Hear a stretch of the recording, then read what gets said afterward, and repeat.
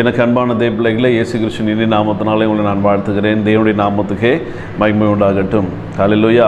இந்த நாளிலும் உங்களோடு கூட தேவனுடைய வார்த்தையை பகிர்ந்து கொள்வதிலே நான் மனமகிழ்ச்சி அடைகிறேன். இந்த நாளிலே கர்த்தர் எங்களுக்கு தந்த வார்த்தையை உங்களோடு கூட நான் பகிர்ந்து கொள்ள விரும்புகிறேன். சில காலங்களாகவே கர்த்தர் எங்களோடு கூட, அதாவது சந்ததியை குறித்த முக்கியத்துவத்தை பேசிக் கொண்டிருக்கிறார். பெற்றோர்களுடைய முக்கிய கடமையை குறித்து தேவன் எங்களோடு கூட பேசிக் கொண்டிருக்கிறார். அதை குறித்து உங்களோடு கூட நான் பகிர்ந்து கொள்ள விரும்புகிறேன். அதே பிள்ளைகளே, உங்களுடைய இடத்துல வேதம் இருந்தால் நீங்கள் எடுத்துக்கொள்ளுங்கள். மல்கியா 2வது அதிகாரம் 15வது வசனத்தை நாம் பார்க்க போகிறோம்.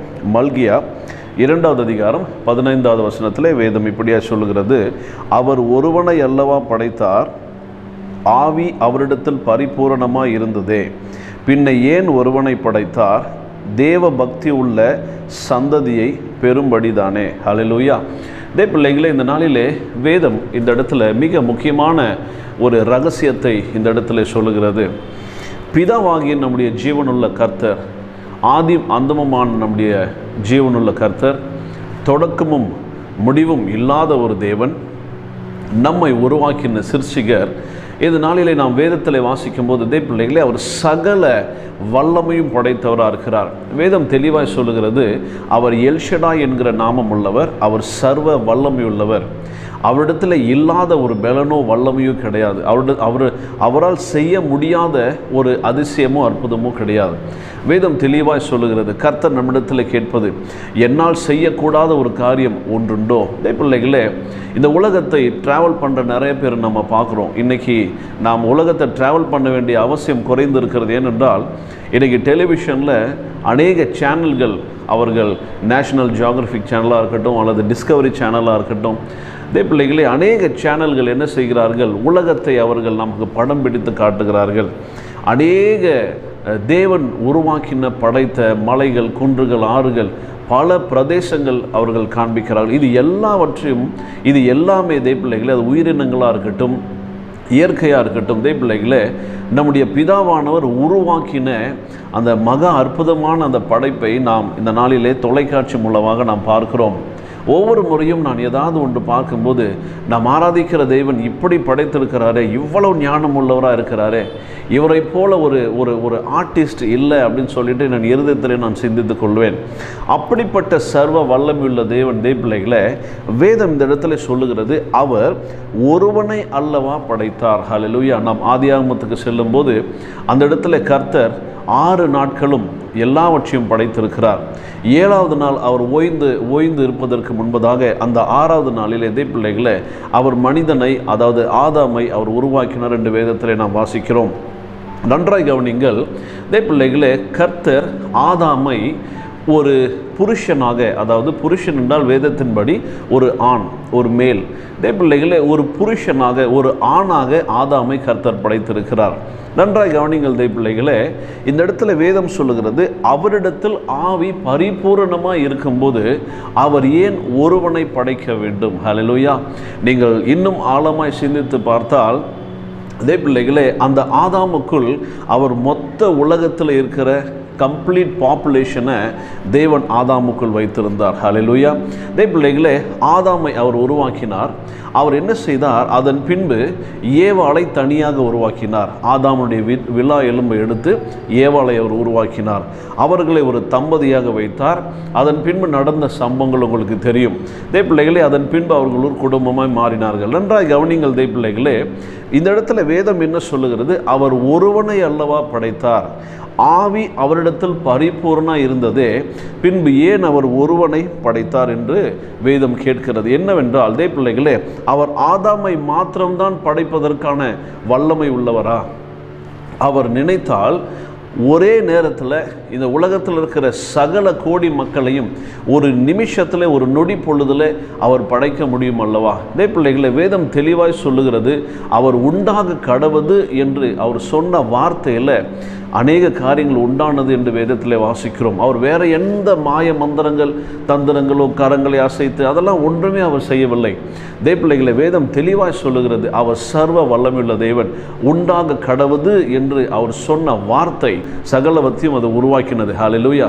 நன்றாய் கவனிங்கள் தேவ பிள்ளைகளே, இப்படிப்பட்ட வல்லமை உள்ள ஒரு கர்த்தர், வானங்களை திரை போல விரிக்கிற தேவன், அதனுடைய வானங்களிலே நட்சத்திரங்களை அதை எண்ணி அதை பெயரிட்டு அழைக்கிற தேவன் என்று நாம் வேதத்திலே வாசிக்கிறோம்.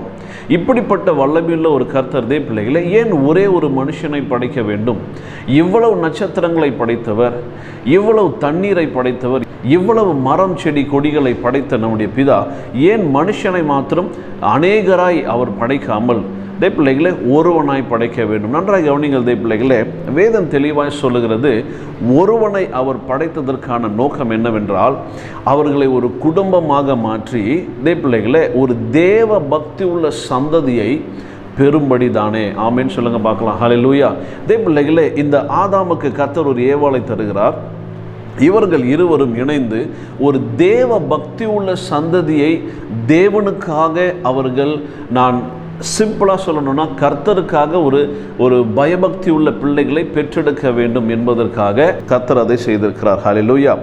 தேவ பக்தி உள்ள சந்ததியை பெரும்படி தானே. பிள்ளைகளை, இந்த நாளிலே தேவனுடைய பிள்ளைகள், ஊழியக்காரர்கள், விசுவாசிகள், இந்த நாளிலே இந்த வசனத்தின் நிமித்தம் நாம் அறிந்து கொள்ள வேண்டியது, தேவன் நினைத்திருந்தால் ஆதாமையும் ஏவாளையும் ஒன்றாய் படைத்திருக்கலாம், அல்லது தேவன் நினைத்திருந்தால் ஆதாமையும் இன்னொரு ஆதாமையும் படைத்திருக்கலாம், தேவன் நினைத்திருந்தால் ஏவாளையும் இன்னொரு ஏவாளையும் படைத்திருக்கலாம், 2 ஆண்களை படைத்திருக்கலாம், அல்லது 2 பெண்களை படைத்திருக்கலாம், அல்லது அநேகரை அவர் படைத்திருக்கலாம், அல்லது பிள்ளைகளை அவர் ஒருவனை மாத்திரம் படைத்தார், ஆதாமை மாத்திரம் அவர் படைத்தார். ஹல்லேலூயா.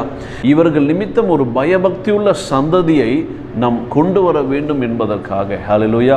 அப்போ பிள்ளைகளை, இந்த நாளிலே பெற்றோர்கள் இந்த வசனத்தின் நிமித்தம் நாம் அறிந்து கொள்ள வேண்டிய ஒரு ரகசியம் என்னவென்றால், பிள்ளைகளே, ஒரு பயபக்தி உள்ள சந்ததியை நாம் கொண்டு வருகிற ஒரு மிக முக்கியமான ஒரு பொறுப்பில் முதலாவது அந்த குடும்பத்தின் தகப்பன்மார்கள் இருக்கிறார்கள். அவர்களுக்கு துணையாக நின்று அந்த சந்ததியை தேவ பக்தியுள்ள சந்ததியாய் வளர்த்து ஆளாக்குற, துணை நின்று இந்த வேலைகளை செய்கிற அந்த இடத்துல மனைவிமார்கள் இருக்கிறார்கள். ஹல்லேலூயா. நான் திரும்ப சொல்லுகிறேன், தயவு செய்து நீங்கள் இதை நன்றாய் கூர்ந்து கவனிங்கள். ஒரு தேவ பக்தி உள்ள சந்ததியை உருவாக்குகிற, அவர்களை பெறுகிற ஒரு மிக முக்கியமான ஒரு பொறுப்பிலே, ஒரு மிக முக்கியமான ஒரு இடத்துல பிள்ளைகளை ஆண்கள் இருக்கிறார்கள், புருஷர்கள் இருக்கிறார்கள். ஹல்லேலூயா. அவர்களுக்கு இந்த காரியத்தில் துணை நின்று இப்படிப்பட்ட ஒரு ஆவிக்குரிய தேவ பக்தியுள்ள சந்ததியை கொண்டு வருவதற்கான துணை செய்கிற அந்த இடத்துல தாய்மார்கள் இருக்கிறார்கள். ஆமீன் சொல்லுங்க பார்க்கலாம். ஹல்லேலூயா.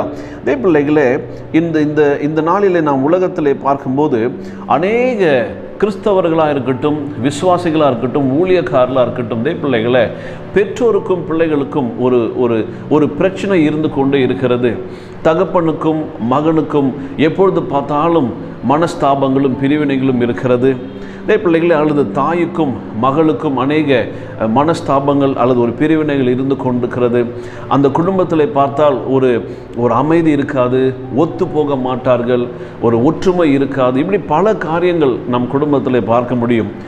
பிள்ளைகளே, இந்த நாளிலே நாம் பார்க்கும்போது இந்த பெற்றோர்கள் ஊழியக்கார இடத்திலும் சரி, அல்லது ஒரு மருத்துவர் இடத்துல போனாலும் சரி, சொந்தக்காரங்கள் வீட்டுக்கு போனாலும் சரி, எப்பொழுது பார்த்தாலும் பெற்றோர்கள் தங்களுடைய பிள்ளைகளை குறித்த குறைகளை மற்ற இடத்துல சொல்லி கொண்டே இருக்கிற ஒரு பழக்கத்தை நாம் அநேக பெற்றோர் இடத்துல காண முடியும். ஹல்லேலூயா. பிள்ளைகளே, நான் எல்லா பெற்றோருக்கும் ஒரு காரியத்தை நான் இந்த இடத்துல பதிவு செய்ய விரும்புகிறேன். தயவு செய்து நீங்கள் புரிந்து கொள்ளுங்கள். Your children are your own product. Hallelujah.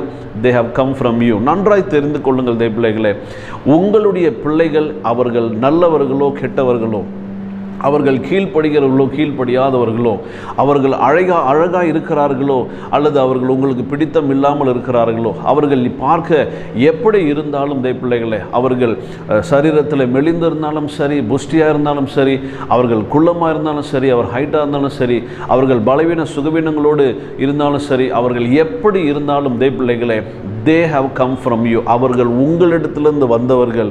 they are your products. அவர்கள் உங்களுடைய பிள்ளைகள், நீங்கள் பெற்றெடுத்தவர்கள். உங்களுடைய ரத்தம் அவர்களுக்குள் ஓடிக்கொண்டிருக்கிறது. உங்களுடைய DNA தான் அவங்கக்கிட்ட இருக்குது. ஸோ பிள்ளைகளே, உங்கள் பிள்ளைகளை நீங்கள் பார்க்கும்போது பெற்றோர்களாகிய தகப்பன்மார்களே, தாய்மார்களே, உங்களிடத்தில் நான் தெளிவாய் ஒன்று சொல்ல விரும்புகிறேன்.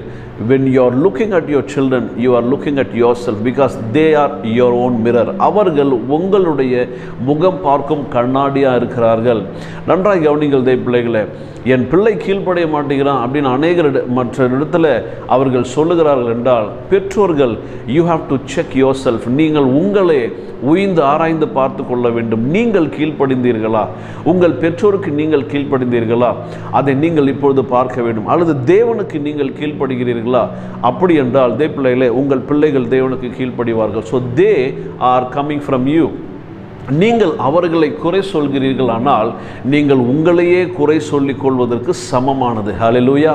தேவ பிள்ளைகளே, இந்த நாளிலே தேவன் நம்மை எதற்காக உருவாக்கினார்? ஒரு கணவனை, ஒரு மனைவியை கர்த்தர் எதற்காக இணைத்திருக்கிறார்? பெற்றோர்களுடைய முதல் கடமை, அவருடைய முதல் வேலை பிள்ளைகளுடைய வாழ்க்கையில் என்ன?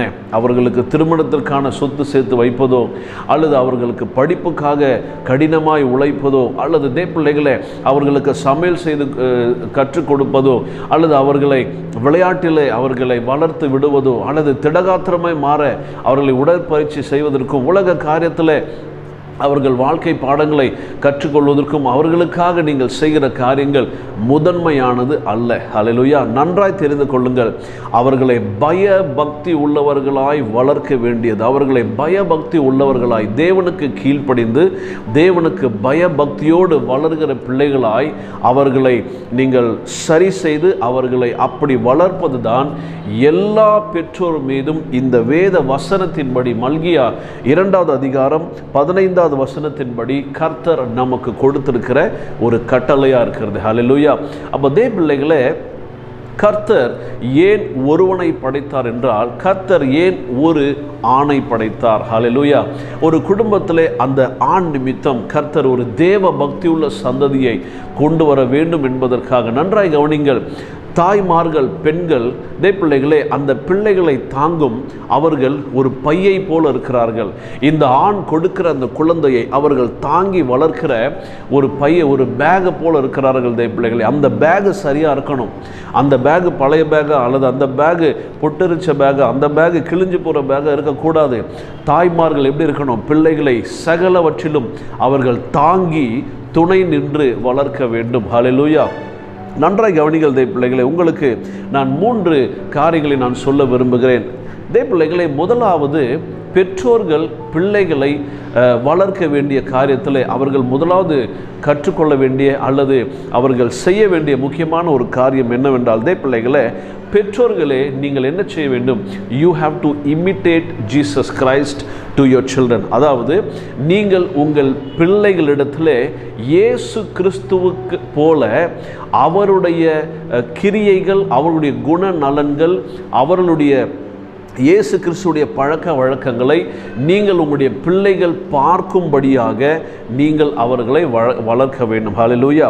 தேவ பிள்ளைகளே, வேதம் தெளிவாக சொல்லுகிறது. நீங்கள் எபேசியர் 5வது அதிகாரம் 1வது வசனத்தில் நீங்கள் வாசித்து பார்க்கும்போது, ஆதலால் நீங்கள் பிரியமான பிள்ளைகளைப் போல தேவனை பின்பற்றுகிறவர்களாகி. ஹல்லேலூயா. தேவ பிள்ளைகளே, இதே வசனத்தை நீங்கள் ஆங்கில வேதாகமத்தில் வாசிக்கும் போது, தேவ பிள்ளைகளே, இமிட்டேட் கிரைஸ்ட் என்று ஒரு வார்த்தை வரும். இமிட்டேட் என்றால் காப்பி செய்வது. அதாவது தேவ பிள்ளைகளே, இமிட்டேட் என்றால் ஒரு எக்கோ போல. ஹல்லேலூயா. ஒரு எதிரொலி போல. ஒரு எக்கோ, எதிரொலி என்பது என்னது? நீங்கள் சத்தமாய் நீங்கள் சத்தமிடும்போது அந்த உங்களுடைய அந்த வாய்ஸ் வந்து உங்களுக்கே கேட்கும், பார்த்தீங்களா? அதான் எதிரொலி. இதே பிள்ளைகளை அந்த எக்கோ போல, அந்த எதிரொலி போல நாம் இருக்க வேண்டும். நம்முடைய சத்தம் நம் பிள்ளைகளிடத்தில் இயேசு கிறிஸ்துவுடைய சத்தத்தின் எதிரொலியாக இருக்க வேண்டும். நன்றாக கவனிங்கள் தேவ பிள்ளைகளை. ஒரு தகப்பன் எப்படி இருக்கிறானோ பிள்ளைகள் அப்படித்தான் வளருவார்கள். இதே பிள்ளைகளே, தகப்பன் பயபக்தி உள்ளவனாய் அவன் ஜெபிப்பதை பிள்ளைகள் பார்க்கும்போது, அவன் வேதத்தை தினமும் வாசிப்பதை பிள்ளைகள் பார்த்து வளரும்போது, அவன் எந்த சூழ்நிலை இருந்தாலும் தான் சபைக்கு செல்லுவதை விட்டுவிடாமல் அவன் எல்லாவற்றையும் ஒதுக்கி வைத்துவிட்டு அவன் பயபக்தி உள்ளவனாய் சபைக்கு செல்வதை பிள்ளைகள் பார்த்து வளரும்போது பிள்ளைகளே இதெல்லாம் ரொம்ப முக்கியம் போல, அப்பா என்னதான் இருந்தாலும் இதை செய்யாமல் இருந்ததே இல்லை என்று சொல்லி அவர்கள் அதை பார்த்து வளரும்போது பிள்ளைகளே அவர்கள் எப்படி வளருவார்கள்? ஒரு பயபக்தி உள்ள சந்ததியாய், பயபக்தி உள்ள பிள்ளைகளாய் அவர்கள் வளருவார்கள். அநேக பெற்றோர் இடத்துல இருக்கிற ஒரு தவறான காரியம் என்னவென்றால் பிள்ளைகளே அவர்கள் செய்யாத காரியங்களை பிள்ளைகளை செய்ய சொல்லி மிரட்டுவார்கள், அதட்டுவார்கள், சிலர் அடிக்க கூட செய்வார்கள். தகப்பன் ஜெபிக்க மாட்டார், ஆனால் பிள்ளைகள் ஜெபித்தாயா, ஏன் ஜெபிக்கவில்லை என்று அவர் கேள்வி கேட்பார். தகப்பனோ தாயோ சபைக்கு சரியாய் போக மாட்டார்கள், ஆனால் பிள்ளைகளை மாத்திரம் அவர்கள் ஞாயிற்றுக்கிழமை காலையில் ஏன் இப்படி தூங்குகிறாய், உனக்கு சபைக்கு செல்ல வேண்டாமா என்று சொல்லி அவர்களை கோபப்படுத்தி, அவளை எரிச்சல் படுத்தி, அவளை எழுப்பி அவர்களை அனுப்பி விடுவார்கள். ஆனால் இவர்கள் வர மாட்டார்கள், இவர்கள் நேரம் தாழ்த்தி லேட்டாக வருவாங்க. பிள்ளைகளே நன்றாய் கவனிங்கள், அவர்கள் உங்களுடைய பிள்ளைகள். நீங்கள் இந்த நாளிலே என்ன செய்து கொண்டிருக்கிறீர்கள் என்பதை அவர்கள் பார்த்து வளர்கிறார்களோ, உங்களுடைய காலம் வரை அவர்கள் உங்களுக்கு பயந்து நீங்கள் அடிக்கக்கூடாது, கண்டிக்கக்கூடாது, பிரச்சனை வந்துடக்கூடாது என்று சொல்லித்தான் நீங்கள் சொல்வதை கேட்பார்களே தவிர, உங்களுடைய காலத்திற்கு பின்பு நீங்கள் எப்படி இந்த நாளிலே வாழ்ந்து கொண்டிருக்கிறீர்களோ அவர்கள் அப்படித்தான் வாழப்போகிறார்கள். ஹல்லேலூயா. நீங்கள் தேவனுடைய காரியத்தில் மிகவும் ஜாக்கிரதை உள்ளவர்களாய், நீங்கள் அர்ப்பணிப்புள்ளவர்களாய் நடந்து கொண்டீர்களானால் உங்களுடைய காலத்திற்கு பின்பு, நீங்கள் இந்த உலகத்தை விட்டு கடந்து சென்ற பின்பு உங்களுடைய பிள்ளைகள் அப்படியா இருப்பார்கள். அல்லது நீங்கள் உங்களுடைய பிள்ளைகளை மாத்திரம் செய்ய சொல்லிவிட்டு நீங்கள் அப்படி இல்லை என்றால், உங்களுடைய மரியாதைக்காக, பயத்திற்காக நீங்கள் வாழும் வரை அவர்கள் உங்களுக்கு முன்பாக அப்படி நடந்து கொண்டு உங்களுடைய வாழ்க்கைக்கு பின்பு அவர்கள் தங்கள் இஷ்டப்படி மாற வாய்ப்பு இருக்கிறது. பிள்ளைகளே, நீங்கள் இயேசுவை பின்பற்றும் போது, நீங்கள் இயேசு என்ன செய்தாரோ, என்ன சொன்னாரோ அதை நீங்கள் உங்கள் பிள்ளைகளுக்கு முன்பாக செய்து வாழும்போது, முதலாவது பெற்றோர்கள் பிள்ளைகளுக்கு முன்பாக சாட்சியாய் வாழும்போது அந்த பிள்ளைகள் பிள்ளைகளை யாரிடத்திலும் திட்டு வாங்க மாட்டாங்க, போலீஸ்கிட்ட திட்டு வாங்க மாட்டாங்க, ஒரு அட்வொகேட் அவங்களுக்கு வாதாட வேண்டிய அவசியம் இருக்காது, அந்த பிள்ளைகள் ஓடி ஒளிய வேண்டிய ஒரு வாழ்க்கை இருக்காது. பிள்ளைகளை பெற்றோர்களுடைய சாட்சி தான் இதனால் பிள்ளைகளை கெடுத்து கொண்டிருக்கிறது. பெற்றோர்கள் தங்கள் இஷ்டப்படி வாழ்ந்து கொண்டிருக்கிறார்கள், தகப்பனோ தாயோ தன் இஷ்டப்படி வாழ்ந்து கொண்டிருக்கிறார்கள். பிள்ளைகளே அவர்கள் திடீரென்று சபைக்கு வருவார்கள், திடீரென்று சபைக்கு வரமாட்டார்கள். இதை பார்க்கிற பிள்ளைகள் என்ன செய்வார்கள்? அப்படி செய்தால் ஒன்றும் தவறு இல்லை என்று நான் நினைக்கிறேன். என்றால் அப்பா திடீர்னு வராங்க, அப்பா திடீர்னு வரலை, அம்மா திடீர்னு வராங்க, அம்மா வரலை, ஒரு வாரம் வராங்க, 2 வாரம் வரலை, ஸோ இவங்களுக்கு ஒன்றுமே ஆகலையே, அப்போ நாமளும் இப்படி சபைக்கு போகாமல் வந்தால் நமக்கும் பெருசாக ஒன்றும் ஆகாதுன்னு நினைக்கிறேன். பிள்ளைகளே இந்த சைக்கலாஜிக்கல் திங்கிங்கோடு இந்த பிள்ளைகள் வளரப்போகிறார்கள். ஹல்லேலூயா. அப்போ பிள்ளைகளே நாம் என்ன செய்ய வேண்டும்?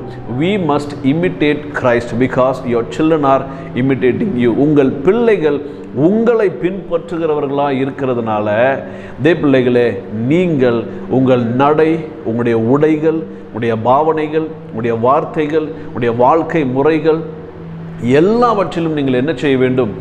தேவனுக்கு பிரியமானவர்களாய் தகப்பன்கள், தாய்மார்கள் வாழ வேண்டும். ஆமென் சொல்லுங்க பார்க்கலாம். ஹல்லேலூயா. ஒரு பிள்ளை பாவத்தில் விழுகிறாள் என்றால் அதற்கு முதல் காரணம் பெற்றோர்கள் தான் இருக்க வேண்டும். பிள்ளைகளை ஒன்று பெற்றோர்கள் சாட்சி இல்லாதவர்களாக இருப்பார்கள், அல்லது பெற்றோர்கள் பிள்ளைகளுக்காக ஜெபிக்காதவர்களாக இருப்பார்கள்.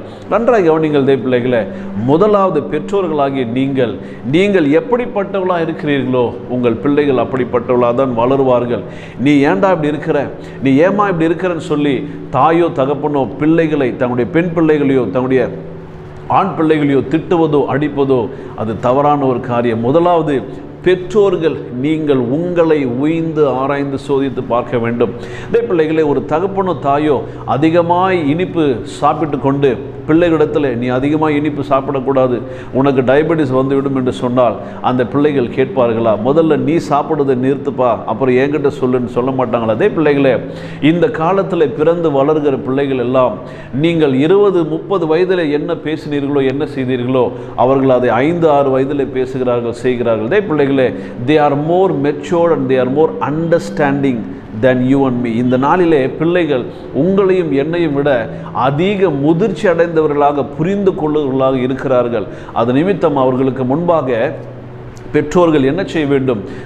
ஒரு தாயோ தகப்பனோ ஒரு நடிகனை ஃபாலோ பண்ணிக்கிட்டு, உலகத்தாரை ஃபாலோ பண்ணிக்கிட்டு, உலகத்தில் இருக்கிறவளை போல ஒரு தகப்பன் நடந்து கொண்டால் உங்கள் பிள்ளைகள் உங்களை தான் ஃபாலோ பண்ணும். ஹல்லேலூயா. ஒரு தகப்பனோ தாயோ வீட்டில் சினிமா பாட்டு கேட்டுக்கிட்டு இருந்தால் அந்த பிள்ளை என்ன செய்யும்? ஃபோனில் சினிமா பாட்டை இறக்கிட்டு அது வெளியே கேட்டுக்கிட்டு சுற்றிட்டு இருக்கும். நல்லா கவனிங்க இதே பிள்ளைகளே. ஒரு தகப்பனோ தாயோ பக்கத்து வீட்டில் சண்டை போட்டுக்கிட்டே இருந்தால் நாளைக்கு அந்த பிள்ளை என்ன செய்யும்? தங்களை சுற்றி இருக்கிற எல்லாருக்கிட்டையும் சண்டை போடும். ஒரு தகப்பன் தன் மனைவியை அடித்து கொண்டே இருப்பதை ஒரு பிள்ளை பார்த்தானா அவன் நாளைக்கு அதையே தன் மனைவிக்கும் தன்னுடைய பிள்ளைகளுக்கும் செய்வான். நன்றாக கவனிங்கள். நீங்கள் யாரை காப்பி பண்ணி வாழ்கிறீர்களோ உங்கள் பிள்ளைங்க அதை தான் செய்வாங்க. ஹல்லேலூயா. ஏன்னா அவங்க உங்களை தான் நைட்டும் பகலும் பார்த்துக்கிட்டு இருக்கிறாங்க. இரண்டாவது இதே பிள்ளைகளை, இரண்டாவது நீங்கள் உங்கள் பிள்ளைகளை என்ன செய்ய வேண்டும்? You have to discipline them but you should not make them hate you. அதாவது அவர்களை நீங்கள் கண்டிக்க வேண்டும், ஒழுக்கத்திற்குள் நடத்த வேண்டும். ஆனால் அவர்கள் உங்களை வெறுக்கிற அளவுக்கு நீங்கள் அவரிடத்தில் நடந்து கொள்ளக்கூடாது. இதே பிள்ளைகளை வேதம் தெளிவாய் சொல்லுகிறது. நீங்கள் நீதிமொழிகள் 22வது அதிகாரத்தில் 6வது வசனத்தை நீங்கள் வாசித்து பார்க்கும்போது, பிள்ளையானவன் நடக்க வேண்டிய வழியில் அவனை நடத்து, அவன் முதிர் வயதிலும் அதை விடாதிருப்பான் என்று வேதம் சொல்லுகிறது. ஹல்லேலூயா. அவன் முதிர் வயதிலும் அதை விடாதிருப்பான். நன்றாக கவனிங்கள். இதே பிள்ளைகளை 5இல் வளையாதது 50இல் வளையாது என்று உலகத்திலே சொல்லுவார்கள். இதே பிள்ளைகளை நீங்கள் அந்த 5 வயதில் அல்லது இந்த சிறு வயதில் உங்கள் பிள்ளைகளுக்கு நீங்கள் என்ன கற்றுக் கொடுக்கிறீர்களோ அதை அவர்கள் முதிர் வயதிலும் விடாதிருப்பார்கள் என்று வேதம் சொல்லுகிறது. ஹல்லேலூயா. சின்ன சின்ன காரியமாக இருந்தால் கூட அதே பிள்ளைகளை நன்றாக கவனிங்கள். இன்றைக்கி அநேக பிள்ளைகள் கெட்டு போவதற்கான காரணம் என்ன தெரியுமா? பிள்ளைகளை எந்த ஒரு காரியத்தையும் செய்ய விடாமல் பெற்றோர்களே அதை செய்து கொண்டிருப்பது. திருமணமான பின்பு அந்த பெண்கள் போகிற இடத்துல கஷ்டப்படுறாங்க. திருமண வயதிலே ஆண்கள் கஷ்டப்படுறாங்க. ஏன் தெரியுமா? இவர்கள் கரங்களிலே செய்ய வேண்டிய வேலைகளை, பொறுப்புகளை, கடமைகளை பெற்றோரே நீ சரியாக செய்ய மாட்டேன், இரு அம்மா செய்கிறேன், நீ சரியாக செய்ய மாட்டேன், இரு அப்பா செய்கிறேன் என்று சொல்லி சொல்லி அந்த பிள்ளைகளை அவர்கள் பெரியவர்களாய் வளரும் வரை இந்த பெற்றோரே அவருடைய சகல வேலைகளும் பிள்ளைகளுடைய ஆக்டிவிட்டீஸை பெற்றோர்களே செய்து செய்து செய்து இதே பிள்ளைகளை இன்னைக்கு பிள்ளைகள் ஒன்றுக்கும் உதவாதவர்களாக அவர்கள் வாழ்க்கை ஆரம்பிக்கும் போது அங்கு பிரச்சனை வருகிறது. கணவன் மனைவிக்குள் பிரச்சனை வருகிறது. இன்னைக்கு அநேக டைவர்ஸ் கேஸ் இருக்கிறதே பிள்ளைகளை. அதற்கு காரணம் என்ன தெரியுமா? இன்னைக்கு பெற்றோர்கள் படிப்புக்கும் அவர்கள் சொத்து சுகத்திற்கும் பிள்ளைகளுடைய திருமணத்திற்கும் முக்கியத்துவம் கொடுக்கிறார்களே தவிர அதே பிள்ளைகளே தேவனை குறித்தும் வேதத்தை குறித்தும் வாழ்க்கை குறித்தும் இன்னைக்கு பெற்றோர்கள் பிள்ளைக்கு சொல்லிக் கொடுக்க நேரம் இல்லாமல் ஓடிக்கொண்டிருக்கிறார்கள். ஹல்லேலூயா. இன்னைக்கு எத்தனை தகப்பன்மார்கள் பிள்ளைகளோடு உட்கார்ந்து விளையாடு அவர்களுக்கு நேரம் இருக்கிறது. வாரத்துக்கு ஒரு முறை அவர்கள் வெளியே கொண்டு சென்று அவர்களோடு சந்தோஷமாய் பேச, தனிமையில் அவர்களோடு உறவாட எத்தனை தகப்பனுக்கு நேரம் இருக்கிறது? இதெல்லாம் ஒரு பெண்களுடைய வேலை என்று சொல்லி அநேக தகப்பன்மார்கள் நினைத்து கொண்டிருக்கிறார்கள். இல்லதே பிள்ளைகளே, எத்தனை தகப்பன்மார்கள் தன் மகளோடு தனியாக உட்கார்ந்து ஜெபிக்கிறீங்க? எத்தனை தாய்மார்கள் தன் பிள்ளைகளோடு உட்கார்ந்து ஜெபிக்கிறீங்க? இதே பிள்ளைகளே, தாய்மார்கள் ஜெபிக்கிறார்களோ இல்லையோ, ஆனால் இதே பிள்ளைகளை நன்றாய் கவனிங்கள். ஒரு தகப்பன் தன் பிள்ளைகளோடு ஜெபிக்கிற குடும்பம் அது ஆசீர்வதிக்கப்பட்ட சந்ததியாய் மாறும். ஹல்லேலூயா. நன்றாய் கவனிங்கள். இதே பிள்ளைகளே, எந்த ஒரு தகப்பன் இன்னைக்கு நிறைய குடும்பத்தில் நான் பார்க்கலாம், தகப்பன் கூட பிள்ளைகள் உட்கார்ந்து சாப்பிட கூட மாட்டாங்க. தகப்பன் கிட்ட சந்தோஷமா 2 வார்த்தை பேச மாட்டாங்க. தகப்பன் வீட்டுக்குள்ளே வரும்போது பையன் வீட்டை விட்டு வெளியே போவான். தகப்பன் வீட்டை விட்டு வெளியே போகும்போது பையன் வீட்டுக்குள்ளே வருவான். அதே பிள்ளைகளே, ஏன் இது நடைபெறுகிறது என்றால் சிறு வயதிலிருந்து தகப்பன் அவனுக்கு பிரியமில்லாதபடி அவன் இருந்தது நிமித்தம் அவன் பெரியவனான பின்பு தகப்பனை அவன் விரும்பவில்லை. ஏனென்றால் அந்த தகப்பன் அந்த பிள்ளைக்கு முன்பாக குடிக்கிறவனாக, தன் மனைவியை அடிக்கிறவனாக, அசுத்த வார்த்தைகளை பேசுகிறவனாக, சரியாக வேலைக்கு போகாதவனாக, சொத்து சுகங்களை சேர்த்து வைக்காதவனாக, இதே பிள்ளைகளை எந்த விதத்திலும் அவன் பிள்ளைகளுக்கு பிரியமில்லாத, அவர்களை துக்கப்படுத்துகிற, அவரை கோபம் ஊட்டுகிற காரியங்களை செய்கிற தகப்பனாக இருந்தது நிமித்தம் இந்த பிள்ளைகள் தகப்பனை வெறுக்கிறவர்களாய் மாறுகிறார்கள். இப்படிப்பட்ட தகப்பனோ அல்லது தவறு செய்கிற தாய்களோ பிள்ளைகளை கண்டிக்கும் போது அந்த பிள்ளைகள் என்ன செய்கிறார்கள்? பெற்றோர்களை எதிர்த்து பேசுகிறார்கள், பெற்றோர்களுக்கு கீழ்ப்படியாமல் போகிறார்கள், பெற்றோரிடத்தில் ரூடா நடந்துக்கிறாங்க. ஏன் தெரியுமா? பெற்றோர்கள் தட்டி கேட்டால் நீ சரியா என்று இன்னைக்கு பிள்ளைகள் கேட்கிற அளவுக்கு உலகம் மாறி இருக்கிறது. நீ சரியா இருக்கிறியா? நீ முதல்ல சபைக்கு போறியா? நீ முதல்ல ஜெபிக்கிறியா? எனக்கு நீ சொல்றதுக்கு முன்னாடி நீ அதை செய் என்று சொல்லி பிள்ளைகள் பேசுகிற அளவுக்கு இன்னைக்கு பெற்றோர்களுடைய ஒழுக்கம் அப்படியா இருக்கிறதே பிள்ளைகளை ஒழுக்கப்படுத்துவதற்கு முன்பதாக பெற்றோர்கள் முதலாவது தகப்பன்மார்கள் என்ன செய்ய வேண்டும்? நன்றாக கவனிங்கள். நீங்கள் பிள்ளைகளுக்கு முன்பாக ஒழுக்கம் உள்ளவர்களாக, ஆவிக்குரிய ஒழுக்கம் உள்ளவர்களாக நீங்கள் இருக்க வேண்டும். உங்கள் பிள்ளைகள் அதை பார்க்க வேண்டும். ஹல்லேலூயா. அதே பிள்ளைகளே, வேதம் சொல்லுகிறது, நீதிமொழிகள் நீங்கள் வாசித்து பார்க்கும்போது 29வது அதிகாரம் 15வது வசனத்தில் வேதம் சொல்லுகிறது, பிரம்பும் கடிந்து கொள்ளுதலும் ஞானத்தை கொடுக்கும், தன் இஷ்டத்திற்கு விடப்பட்ட பிள்ளையோ தன் தாய்க்கு வெட்கத்தை உண்டு பண்ணுகிறான் என்று வேதம் சொல்லுகிறது. நன்றாக கவனிங்கள் தேவ பிள்ளைகளை, இன்னைக்கு அநேக பெற்றோர்கள் ஒழுக்கப்படுத்துகிற காரியத்தில் தன் பிள்ளைகளுக்கு அவங்க கை வச்சு அடிக்கவே மாட்டாங்க. இன்றைக்கி அடிக்கிறதுலாம் ஒரு பெரிய பாவமாக, சட்டப்படி ஒரு பெரிய குற்றமாக மாறிவிட்டது. இதே பிள்ளைகளை ஒரு காலத்தில் டீச்சர்கள் பிள்ளைகளை அடித்த அந்த காலத்தில் ஸ்டூடெண்ட்ஸ் டீச்சருக்கு மரியாதை செலுத்தினார்கள். ஆனால் இன்றைக்கி டீச்சர்ஸ் பிள்ளைகளை அடிக்கக்கூடாது, பெற்றோர்கள் பிள்ளைகளை அடிக்கக்கூடாது. உலகத்தில் அது சட்டத்திற்கு புறம்பானதாய் மாறிவிட்டது. இதே பிள்ளைகளை இன்றைக்கி என்ன ஆகிறது? ஒரு பெற்றோர் பிள்ளையை அடித்து விட்டால் உடனே போலீஸ் அந்த பெற்றோரை அவர்கள் ஃபைன் பண்ணுறாங்க, இல்லைன்னா அவர்கள் என்ன செய்கிறார்கள்? அவளை தண்டிக்கிறார்கள். இதே பிள்ளைகளை வேதம் தெளிவாக சொல்லுகிறது, பிரம்பை கையாடாதவன் தன் மகனை பகைக்கிறான். அதற்காக ஒரு குழந்தை பெற்றுட்டு போட்டு அடிச்சுக்கிட்டே இருக்கணும்னு கர்த்தர் சொல்லலை. பிரம்பை கையாடாதவன் தன் மகனை பகைக்கிறான். பிள்ளைகளுடைய இருதயத்தில் மதீனம் ஒட்டி இருக்கும். நீதிமொழியில் 22வது அதிகாரம் 15வது வசனத்தை நீங்கள் வாசித்து பாருங்கள். இதே பிள்ளைகளே, பிள்ளைகளுடைய இருதயத்தில் மதீனம் ஒட்டி இருக்கும், அதாவது முட்டாள்தனம் ஒட்டி இருக்குமா? அது என்ன, எது அதை எடுத்து போடும்? இதே பிள்ளைகளே, ஒழுக்கப்படுத்துகிற தண்டனின் பிரம்பு தான் அதை அவர்களுடைய இருதயத்தை விட்டு அதை அகற்றும் என்று வேதம் சொல்லுகிறது. ஹல்லேலூயா. நாம் நீதிமொழிகள் 29:15 வாசித்து பார்க்கும்போது, பிரம்பும் கடிந்து கொள்ளுதலும் ஞானத்தை கொடுக்கும், தன் இஷ்டத்துக்கு விடப்பட்ட பிள்ளைகளோ தன் தாய்க்கு அவமானத்தை, வெட்கத்தை அது கொண்டு வரும் என்று வேதம் சொல்லுகிறது. ஹல்லேலூயா. அப்போ அதே பிள்ளைகளை ஒரு பிரம்பால் நம்ம பிள்ளையை அடிக்கும்போது அந்த பிள்ளையை தாறுமாற அடிக்கிறது. இதே பிள்ளைகளே ஒரு விலங்கை போட்டு அடிக்கிறது போல் அடிக்கிறது அப்படி அல்ல. அந்த பிள்ளைகளுக்கு வெறுப்பு வருகிற அளவுக்கு நாம் தண்டனை கொடுப்பது, அந்த பிள்ளைகளுக்கு எரிச்சல் பெற்றோர்களை வெறுக்கிற அளவுக்கு அவர்களை கொடுமைப்படுத்துவது செய்யக்கூடாது. அநேக பெற்றோர்கள் செய்கிறார்கள். நான் கேள்விப்பட்டிருக்கிறேன், நான் பார்த்திருக்கிறேன். அநேக தகப்பன்மார்கள் தன் பிள்ளைகளை ஒரு தீவிரவாதி பிடித்து வைத்த பிணை கதிகளைப் போல அவர்கள் கரங்களை கட்டி அவர்களை வெளியே முழங்கால் படிய வீட்டை விட்டு வெளியே முழங்கால் படியிட்ட விட்டு அவருடைய சட்டைகள், அவருடைய துணியை அவர்கள் கலற்றி, இதே பிள்ளைகளை இப்படி பல மிக சித்திரவதையான தண்டனைகளை தகப்பன்மார்கள் கொடூரமாக பிள்ளைகளுக்கு கொடுக்கிறார்கள். சூடு வைப்பது, இதே பிள்ளைகள் இதெல்லாம் சித்திரவதைக்குள்ளாகின காரியங்கள். இப்படிப்பட்ட பிள்ளைகள் என்ன செய்வார்கள் தெரியுமா? அந்த தகப்பனையும் அந்த தாயை விட்டு அவர்கள் மனதளவில் பிரிந்து விடுவார்கள். ஹல்லேலூயா.